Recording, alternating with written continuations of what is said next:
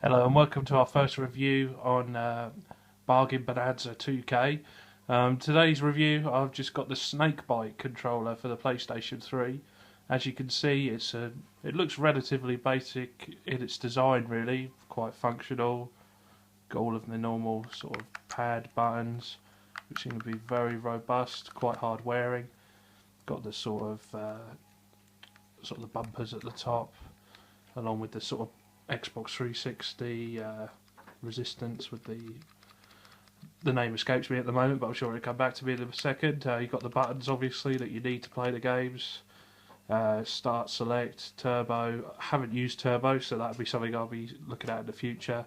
Obviously the PlayStation button's been replaced with this slightly cheaper, spongy sort of substance, but that doesn't seem to take away the fact that it seems like a very quality item, especially for a controller of a very cheap cost, I might add. I got it from Chelmsford in HMV, and it was just £6 from memory serving me. So, as you can see, for £6 for a PlayStation 3 controller, absolutely fantastic in that regard. So just to sort of compare this item with obviously a generic PlayStation 3 controller, it looks sort of quite similar in design. Obviously the buttons on the back quite similar. Worth mentioning as well with this bargain item, you also get these little things that grip onto the back of your normal PlayStation controllers, which gives you that little bit extra, especially if you're playing a first-person shooter, that extra bit of grip, which, you know, if you're getting fragged to death online, can help massively. I mean, I have made the swap from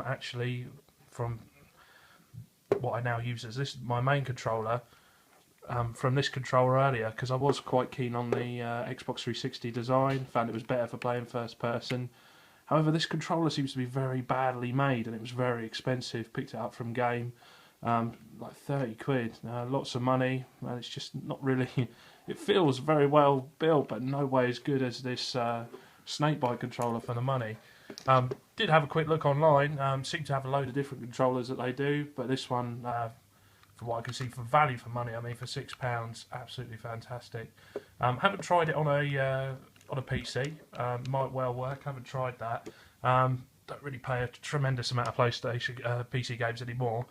Just a USB connection, as you would imagine, just plugged straight in. As I'm sure everyone's probably thinking, major flaw is that it is wired.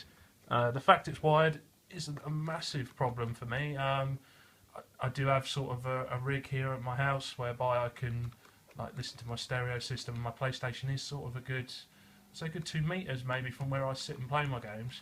It seems to be just about enough length on that.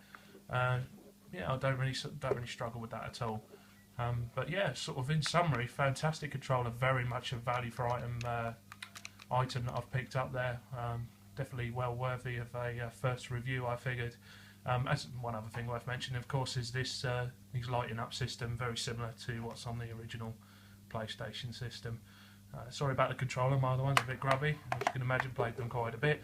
But yeah, I think I'll be using this in the future for a number of different tasks, and yeah, very, very good.